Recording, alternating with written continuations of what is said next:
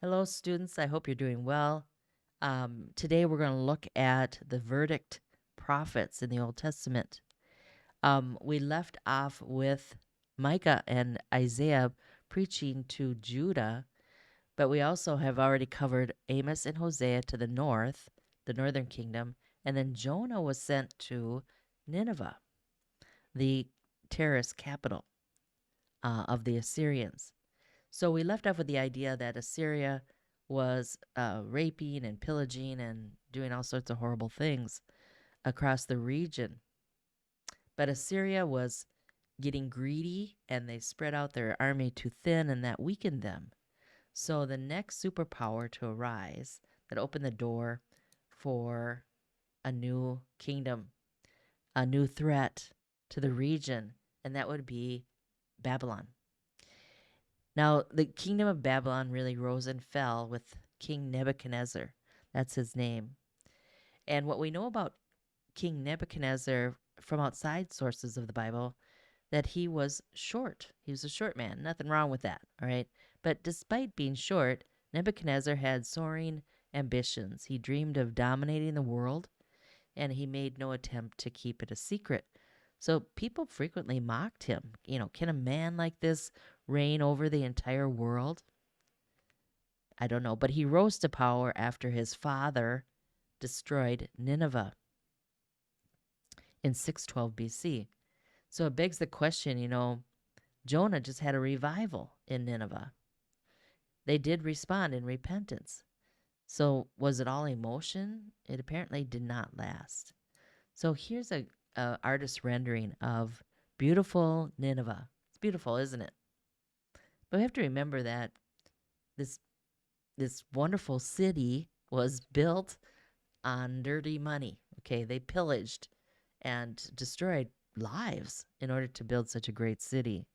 So God is going to judge them, and that's the message of Nahum, this prophet. So I'm going to put him in the tackle box with Jonah, because they're both speaking about Nineveh, the capital city of the terrorists, right? The Assyrians.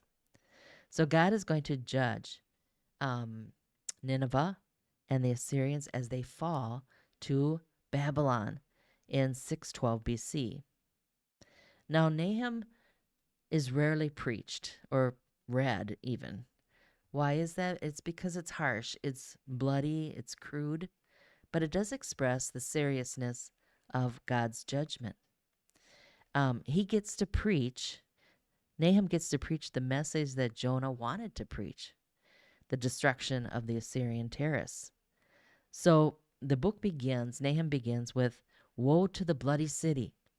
All who hear the news about you clap their hands over you.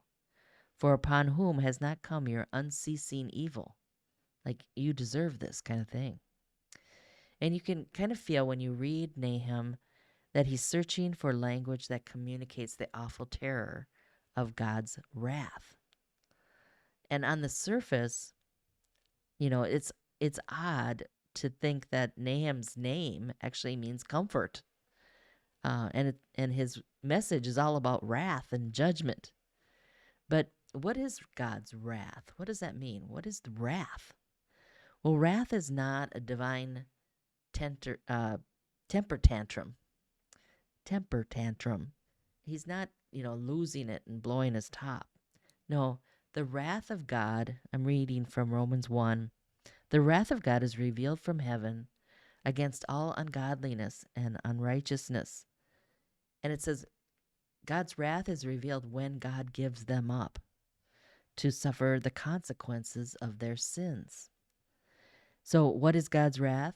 God's wrath is when he gives people over to suffer the consequences of what they're doing. So you could say, some say, God held Nineveh accountable for its cruelty. So it's a restraint of their sin and the evil and the misery that they're committing. Um, and a lot of commentators, scholars will call this idea that God bestows common grace on everyone. The Son, Jesus says, God sends rain and makes the sun shine on the righteous and the wicked. That's Matthew 5:44. That's common grace.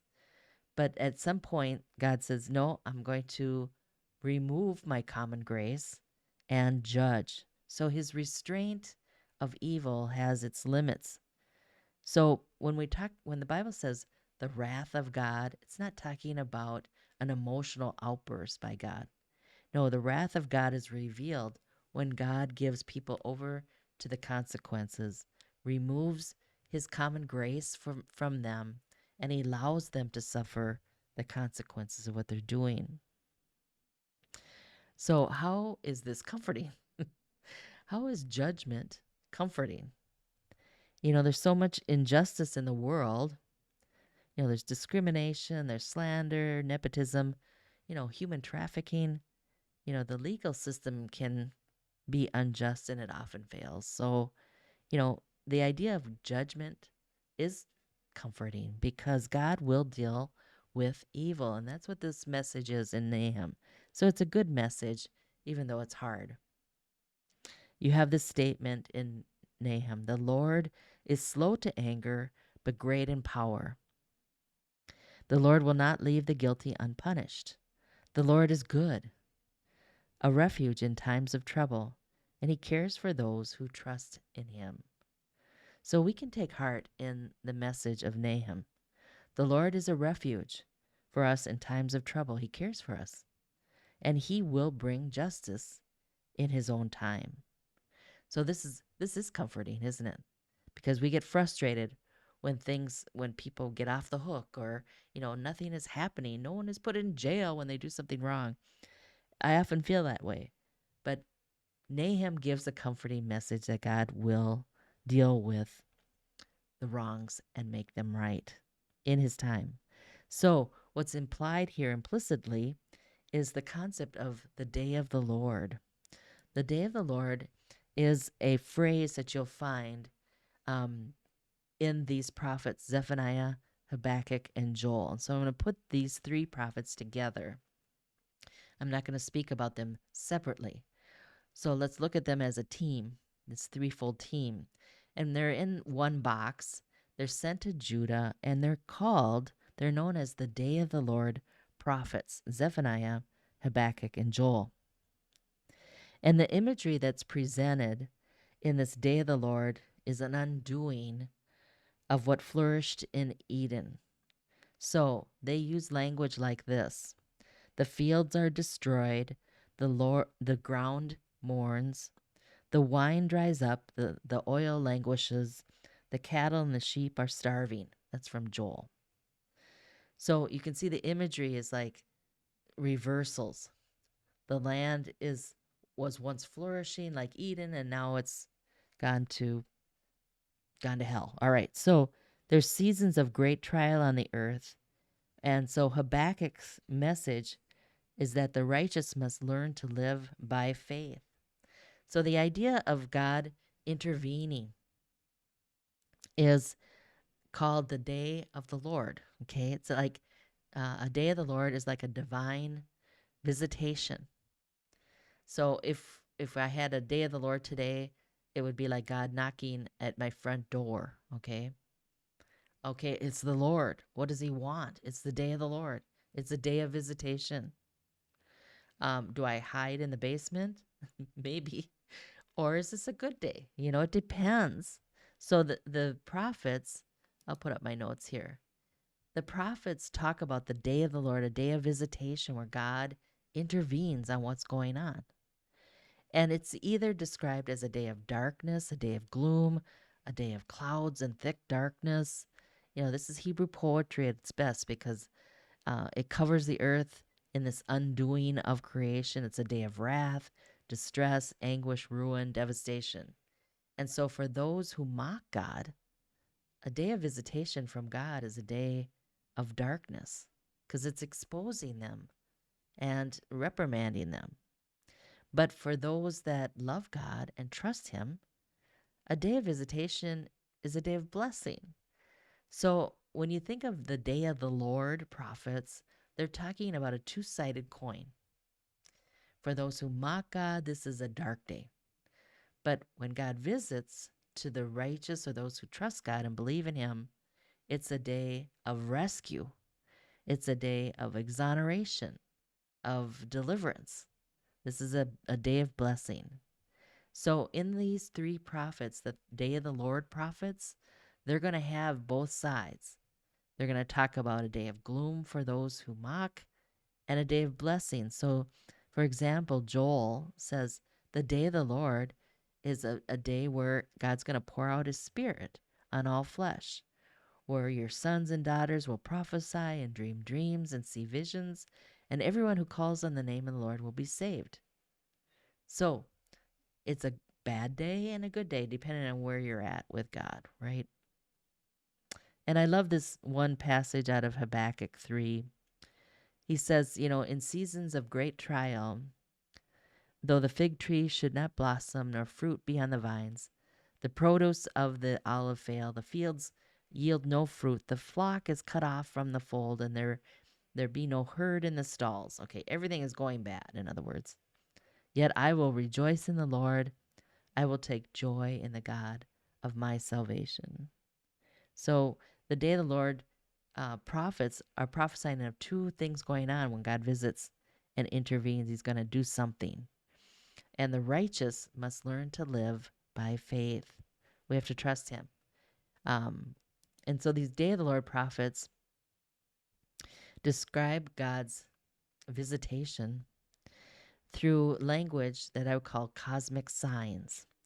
The cosmic signs. So they use like extreme language to describe earth-shattering social political events. So for example, here's Joel chapter 2. Notice how he describes the day of the Lord. I will show wonders in the heavens and the earth. The sun will turn into darkness, the moon into blood before the great awesome day of the Lord. Okay, so the earth quakes, the heavens tremble, the stars withdraw their shining, the moon turns blood red. Okay, in the ancient world, this kind of end of the world language was well known for what we'd call, they're trying to describe like the end of the world kind of language. They're trying to describe huge social and political shakedowns, like tremors. So when it says the sun will stop shining, it's like Chicken Little. The sky is falling. He doesn't mean literally. It's just that things are falling apart big time. So these are code words for earth-shattering events, the fall of great world kingdoms. So stars falling from the sky, the powers of heaven are being shaken. That's a very Hebrew poetic way, a picturesque way of referring to moments of great historical upheaval. I would liken it to say, in our more recent history, the fall of the Berlin Wall was like a day of the Lord. It was earth shattering. Or, 9/11, of course, that changed the world. That would be like a day of the Lord. We would describe it as earth shattering. Well, we're not saying the earth literally shattered. We're not saying that the sun actually turned dark. But this is what the day of the Lord's would use to describe changes in history in a big way. And what's interesting, too, is that Peter, on the day of Pentecost, the Apostle Peter quotes in Acts the same thing. So when he says on the day of Pentecost, this is the day of the Lord. It's a day of blessing for those that will receive in the Spirit. But it also was a day of judgment for those who rejected Jesus Christ. So it was an earth-shattering event, the day of the Lord on the day of Pentecost, because there's a new king, Jesus Christ. Okay, so all this to say is it's the message of the day of the Lord prophets is the wake-up call before the final judgment to hold people accountable in this life. But it also is a message of hope, because one day God will bring His people into a restored new creation, the big plan. So you have hints of it in these prophets, because they'll talk about how the mountains will drop one day, they will drip sweet wine, hills will flow with milk, and a fountain will come forth from the house of the Lord. Again, Hebrew poetry to describe the abundance that is coming in God's future world, in the big plan. Okay, that's good news. So those are the day of the Lord prophets. That's their message. The next little prophet is called Obadiah. And what's his message? It's just a little book. It's one of those books that no one reads again. But, let me begin to ask the question, which is worse? If I asked you, which is worse? To be pleased with another person's misfortune or to be displeased with another person's good fortune? Like, both are bad, right? If I'm happy about someone's demise, that's bad. Or if I'm not happy when somebody has good fortune, that's bad too. Well, German philosopher Arthur Schopenhauer, he argued that to feel envy is human, but to enjoy other people's misfortune is diabolical. And I think, this is something that we don't really talk about. And it's because it's embarrassing, but you know what? We all do it. We have people in our lives that we maybe don't care for very much. So when they have something good happen to them, we're kind of mad about it inside, but we don't let anyone know that. Or if we don't like someone that much and then something bad happens, we have kind of a secret little joy about it. And it's awful. And when it happens to me, I'm just embarrassed. And I usually don't tell anybody.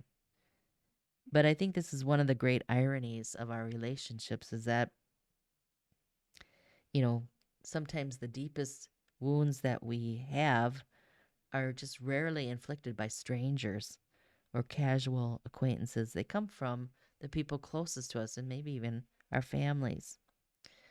Well, this this idea of feeling happy when somebody has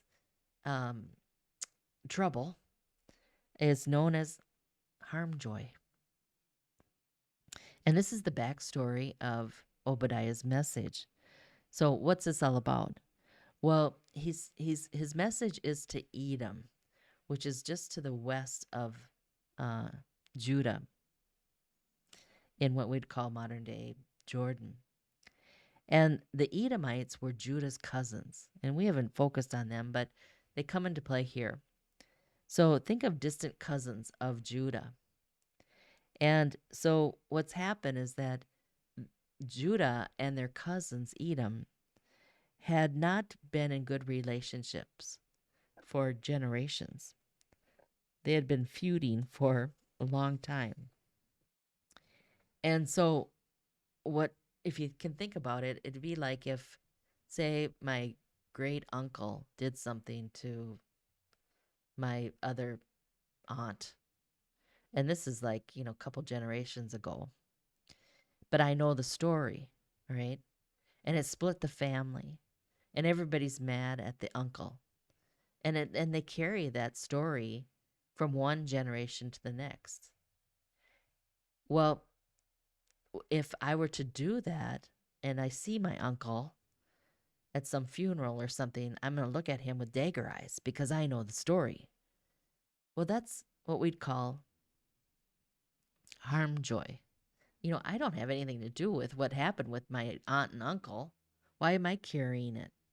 Or it'd be like if somebody in where you're living in the dorm or in the townhome, and you hear a story about some feud, and so everybody's mad at the one person in your dorm. Why would you take that on? You have nothing to do with it. This is what's happened to Edom and Judah. So Edom, the cousins, are looking at what's happening to Judah, and they're getting some joy out of it. So what can we learn here? Well, unforgiveness can carry over for generations. That's unfortunate. I know that's true in my own little family life. When my dad was an alcoholic, and we went to my cousin's house for Christmases and Thanksgiving. Well, all of a sudden that that ended. And I didn't really know why. I was a little girl. So, but I learned that my dad did something stupid. And so my aunt just said, I'm not doing this anymore. And it was probably right to do. But we carried that for generations. So unforgiveness can be carried over. And this is what's happened. In Obadiah, we could say that God notices the harm joy. And I hate that term, but it really captures it for me. The harm joy of the Edomites who were gloating over Israel's misfortune. They saw Babylon coming and they were like, okay, good. Okay, good. So when we secretly delight in another's difficulty, I think we need to remember Obadiah. God notices harm joy. So we could say, you know what, don't smirk over the misfortune of others. Instead, we need to have compassion. Even if we struggle in these relationships, we need to come to one another's aid in times of trouble.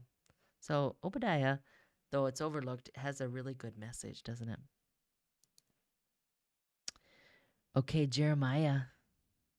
Jeremiah is known as the weeping prophet. The weeping prophet. Why? Well, his ministry spanned 40 years.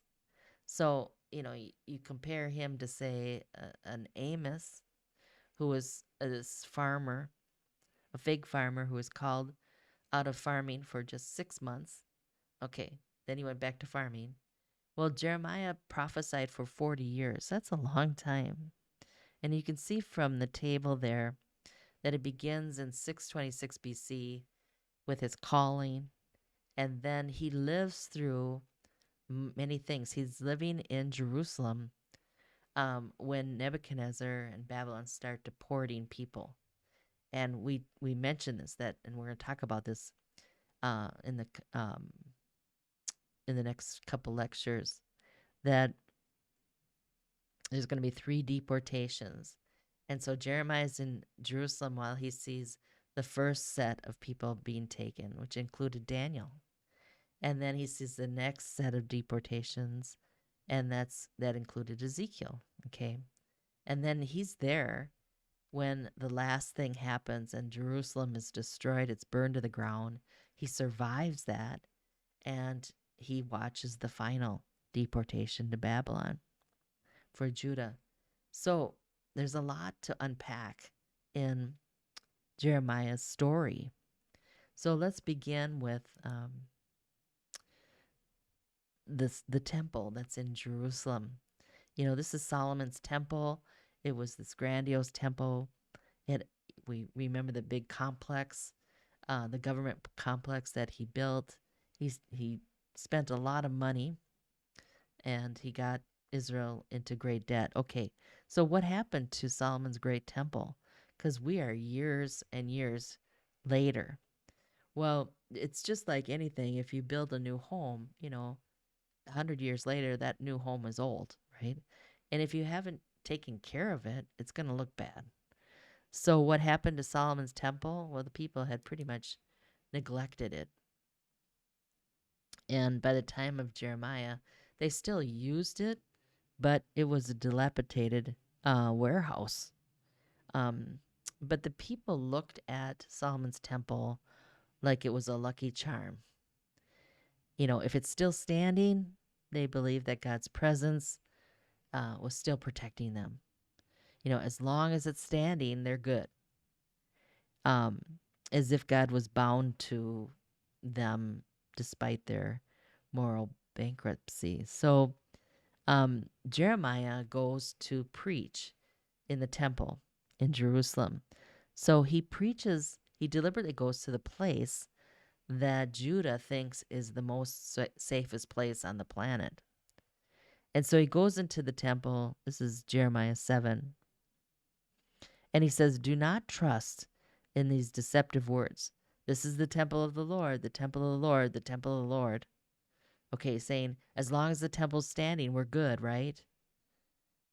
It's like if you go to a church on a street corner, and as long as that church is standing, the people of God are safe.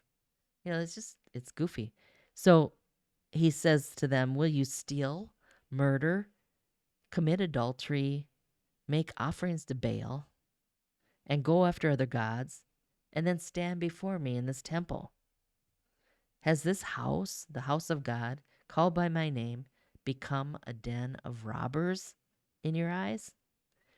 So Jeremiah has a lot of guts to go right in the place that the people think is the most safe and call out their hypocrisy. So when we look at the overall message of this book, I'm going to put Jeremiah, that H kind of fell there, but I'm putting Jeremiah in a Kleenex box to give you another visual, because he's going to be this weeping prophet, right, over what's happened to God's people. So the first part of the book is a prologue. Chapter 1 talks about how God has called Jeremiah from the womb. And then you have what's known as Book 1, and many of our Bibles have this. It's kind of like the Psalms, how it has 5 collections or 5 books. Well, Jeremiah has 5 books. Book 1 denounces the syncretism, and that's that word we're using to describe the sin of the Old Testament, how the people of God, they would worship Yahweh, participate in the temple, offer sacrifices, and then they would also worship other gods and participate in high places. So again, it's not that the people turned their backs totally on Yahweh. They didn't. They would just mix it, their worship, with other gods. And then you have Book 2, which is chapters 30 through 35. And there you have some messages of hope, of a new day where God's going to do something drastic. And we'll talk about this, but Ezekiel especially talks about this as well. Obviously God's people are struggling. They're not doing well. And so God needs to do something internally to change that. And so we have hints of, the new heart, new spirit that will come in the message of Jesus. And then you have Book 3. I'm sorry, there's 5 sections here. Prologue, Book 3, there's oracles against the foreign nations. And then you have an appendix. So there's 5 sections, but 4 books. 3 books, I'm sorry, and a prologue and an appendix. Okay, 5 sections. So the last part of the book is very interesting and very important because it's Jeremiah's eyewitness account of the fall of Jerusalem. So a lot in this book. It's a long book, but let's go through the highlights. So the question is, what happened to Judah and God's people? Why would God allow all these things to happen? What was going on? Well, in Jeremiah, he uses shocking language, and it's going to get worse when we talk about Ezekiel coming up next week. But the shocking language that Jeremiah starts using reminds us of Hosea. Remember the spirit of prostitution? It's really extreme, shocking. So like in chapter 2 of Jeremiah, he says, I remember God is speaking through him. God is saying, I remember the devotion of your love as a bride, but then you went after worthlessness and became worthless. You're like a wild donkey in heat, sniffing the wind. Who can restrain her lust? Okay, that's gross, being compared to a donkey in heat. He says, on every high hill, under every green tree, you bowed down like a whore. Played the whore with many lovers, and polluted the land with your vile whoredom. You have the forehead of a whore. You refuse to be ashamed. Okay, shocking language. If I preached a sermon at my church and I start calling, you all have the spirit of prostitution. You have the forehead of a whore. I mean, they would throw me out on my head. Well, this is his message. It's shocking. What were they doing in the cities of Judah and the streets of Jerusalem? Let's find out. In chapter 7 and 8, the children were gathering wood, the fathers were kindling fire, and the women were kneading dough to make cakes. Sounds like a nice little picnic. But then we find out they're making cakes for the Queen of Heaven. They're seeking, worshiping, loving, serving all the hosts of heaven. Summarizing that for you. Okay, they're worshiping other gods and this Queen of Heaven. Who is the Queen of Heaven? That would be Asherah. That's that wife of El. Okay, so this is not a good thing. They're willfully contacting and worshiping these spirit entities through, we're going to learn divination. And divination is one of those biblical words like, what is that? We know that it's prohibited because it's dangerous. They're contacting, worshiping spiritual, disembodied spirits, entities. They're not human, in other words. And so, why is it dangerous to contact the spiritual world? Well, we might say, well, it's because it's demonic. All right, that's not good. But when people contact things through divination, it's not. They're getting information from the dark side, and it's not something that humans can accurately process or confirm. So, to contact the dark forces, you can't trust them because they can often lie. So let's try to define divination. Divination is a very broad umbrella term.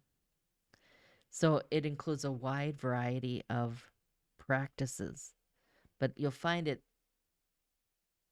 repeatedly used in the Old Testament, especially to refer to the attempt to elicit information from a supernatural source that is not God. Okay, so there's a number of things that are mentioned in the Bible. You're probably familiar with some of these things because people still they participate in divination um, in different ways today. And one of the things that people try to find information about is the future. So they'll go to fortune tellers that are trying to predict the future. You'll see that omens are mentioned. That's part of divination. Omens are trying to read the signs of the times. Okay. They're trying to read signs. Like, here's a sign that, it's snowing, or I don't know. It's stupid. Okay. Um, Sorcery is another word you'll find in the Bible. Sorcery is tied to drugs. And drug taking, ingesting plants or herbs that provide a mind altering experience, kind of an altered state of consciousness. That's sorcery. That's the word sorcery in the Bible.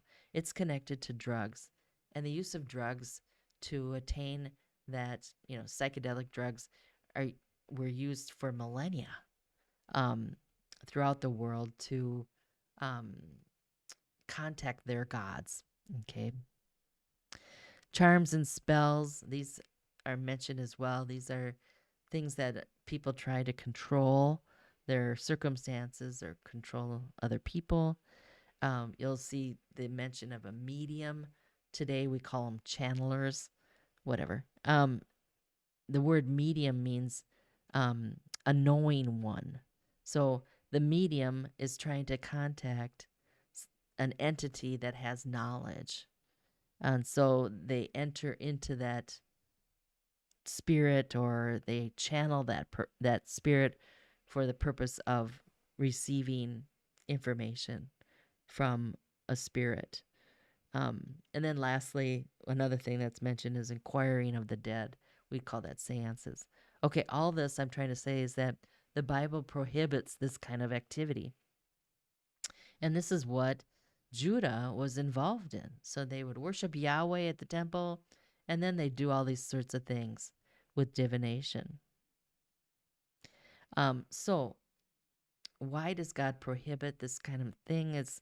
Soliciting contact with celestial beings is it's always prohibited in Scripture because God knows it's dangerous for us to try to get information from the spiritual sources. How do we know what they're saying is true? And so the true God is the only source of information from the spiritual realm that we can trust. All right, that was long. Okay, so what happened? I'm trying to paint a picture for you of what's going on in Judah, right? So what happened to God's people? I mean, they were doing fine when they crossed the Red Sea. They got the Torah. Okay, they faltered in the wilderness. But they went into the promised land. All right. What happened to these people? They're God's people. How did they get to a place where they're involved in divination, Well, it's almost it's almost shocking. They stopped saying, "Where is the Lord?" It's almost too simple, really. Because the fear of God was not in them anymore. It's so simple. They stopped praying. They stopped asking, "Where's the Lord?" They just stopped looking for him. In other words, they lost the fear of God. They didn't care about God. They just stopped saying, "Where's the Lord?" And they started to say, "I will not serve him. I'm free. I'm innocent. I'm not unclean. I'm fine. Okay, I'm not perfect, but I don't really need him." And so, it's just this little thing that they just stopped seeking after the Lord. So in Jeremiah 2:13, he says, "They have forsaken me," says God, "the fountain of living waters, and hewn out broken cisterns that can hold no water." And I want to use an analogy from Francis Schaeffer's book. It's called the watershed analogy. So he says, in Switzerland where he lived is a high ridge of rock with a valley on both sides. And along that ridge, at the top of the mountain, the snow lies there unbroken in a seeming unity. And that unity was an illusion, for it lay along a watershed. So one portion of the snow would melt, and at the top it was unified, but there was one little watershed moment at the top where it just breaks, just ever so gradually. It's hardly noticeable, but it breaks. Okay, so one portion of the snow breaks and it starts to flow down the mountain, and the further down the mountain, the farther it goes from the other side of the watershed. Okay, so one portion of the snow melts down and it flows into the Rhine River through Germany into the cold waters of the North Sea. Whereas the other broke, again, it was unified at the beginning, but just this small little watershed, it breaks. But by the time it gets to the bottom of the mountain, on the other side of the watershed, the snow drops sharply down into Lake Geneva, into the Rhone River through France, and into the warm waters of the Mediterranean Sea. So Francis Schaeffer uses this analogy and applies it to what happened to Judah. He says what may seem like a minor difference at first, they just stopped seeking the Lord. It's really minor. In the end, he says, makes all the difference in the world, as we expect the things pertaining to theology, doctrine, and spiritual matters, but it also makes all the difference in things pertaining to daily life and how we relate to the world around us. So that's what happened to Judah. They just stopped saying, "Where's the Lord?" in their life. And then years later, there's a lot of big consequences to that. Okay. Couple more things here that are interesting in Jeremiah. We'll finish up here. Is that Baal becomes a force to be recognized. And the Jews had an interesting development here, is that they were worshiping Baal. But as things progress in their history, they realize Baal's not a good thing. And so uh, in the Old Testament, they did dabble in worshiping Baal. But after God judges them here in the coming years in our class, they're going to turn on him.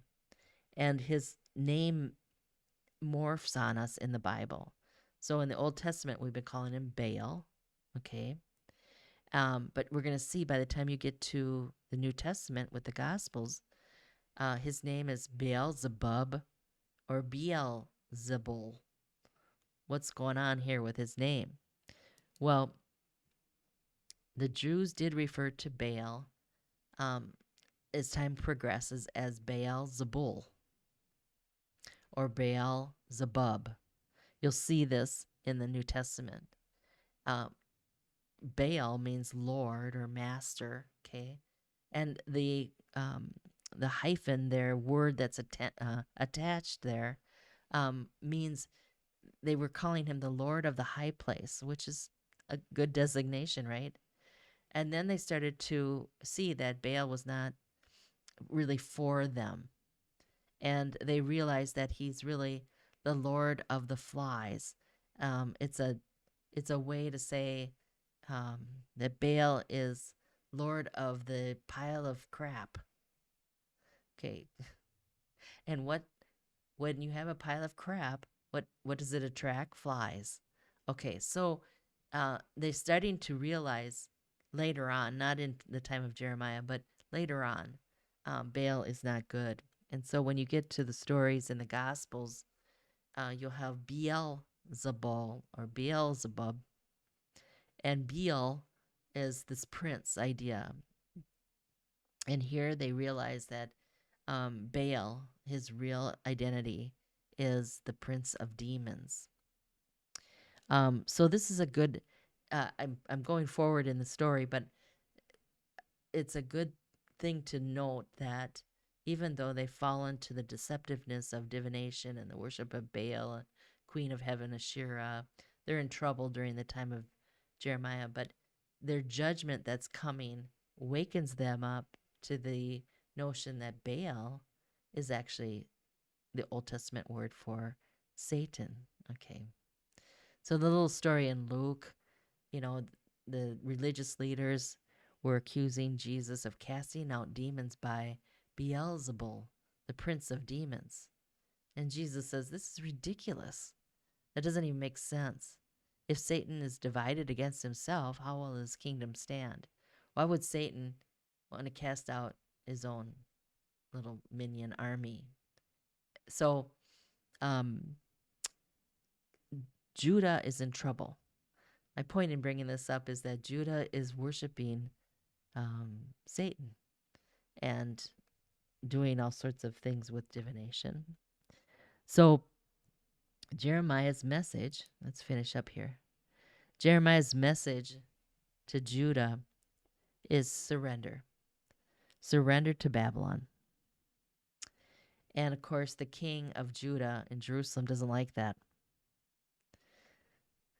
He doesn't like that message from a prophet. He wants to hear from the false prophets that will tell him that everything's going to be fine. God will protect you. The temple's still standing, so everything's good. But Jeremiah has to say, nope. You know what? The best thing to do right now is, because Babylon's coming, just surrender. So what the king of Judah does, he throws him in prison. And he takes Jeremiah's scroll and he burns it. So it does explain maybe why the book of Jeremiah is a little disjointed, because he had to rewrite it. Okay, so the scroll is burned, he's beaten up, and he's in prison. And I love the story because they end up throwing him in a miry, muddy cistern, left to die. And these are old wells that probably had a lot of bad things at the bottom of the well. You don't want to be left there to die. And the cool part of this story is that he's rescued. He's rescued by um, this African man that just this black guy that comes in and he throws him a rope, and the rope lifts him out of the cistern. So Jeremiah gets rescued, and it's one of those stories like it just sets him apart from all the other prophets. I know I worked hard in this slide. So there goes Jeremiah. He's lifted up out of the cistern, and he's put under house arrest. Okay, so Jeremiah is under house arrest in the city of Jerusalem, and here comes Babylon in the final judgment. Babylon breaches the city walls, and they burn the palace to the ground. They level Jerusalem, and here's Jeremiah looking out his window under house arrest, watching it all. And the odd story is that Nebuchadnezzar, the king of Babylon, he had heard of Jeremiah's prophecies and his advice to, surrender to Babylon. So Nebuchadnezzar liked Jeremiah. And so he had given orders that Jeremiah be found and rescued and not be harmed. Why? Because Jeremiah said surrender to Babylon. So here's the irony of the story is that King Nebuchadnezzar is the one that frees Jeremiah, and he offers to take him to Babylon. But if he chose not to go, he was free to go wherever he wanted. And so Jeremiah chose not to go to Babylon. He wanted to stay in Jerusalem. And here's what the story of Jeremiah gets weirder, because, the city is leveled. There's been another deportation, and all that's left are the homeless people in Jeremiah. I mean, it's a bad scene. And then all that we know that what happened to Jeremiah is that some people kidnapped him, and they took him to Egypt, and we don't know what happened to him. Now, if you look it up, like do a Google search, there's lots of little conspiracy theories out where he landed, but we really don't know what happened to Jeremiah. So it's easy to put Jeremiah in the Kleenex box all by himself because his story is so different than any other prophet. The book of Jeremiah ends with judgment on the surrounding nations. So you see that, I put up a little map here. The last part of Jeremiah is hard to read because he starts going after all these nations around Judah. And he says, your day is coming. And I think that, what are the top reasons that God is judging these nations? Well, we find that God judges the nations on the same standard that he judges his own people. So whether these nations are into whatever worshiping of and their gods, whether they have any notion of what's in the Torah, it doesn't matter. The same standard is going to be applied to all nations and not just Judah and Israel. And usually in class I have a little fun thing, but we'll skip over this. The top reasons that God judges the nations in this dumb Wheel of Fortune. But you can probably figure out idolatry is one reason that God judges the nations. That's pretty obvious. So yeah, you've got idolatry and violence.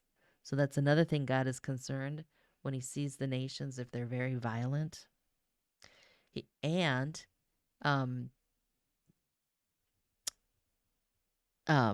their arrogance. Okay, so idolatry, violence, and arrogance. And the mistreatment of God's people. And what's the last one? Oh, trusting in wealth. Wait a minute.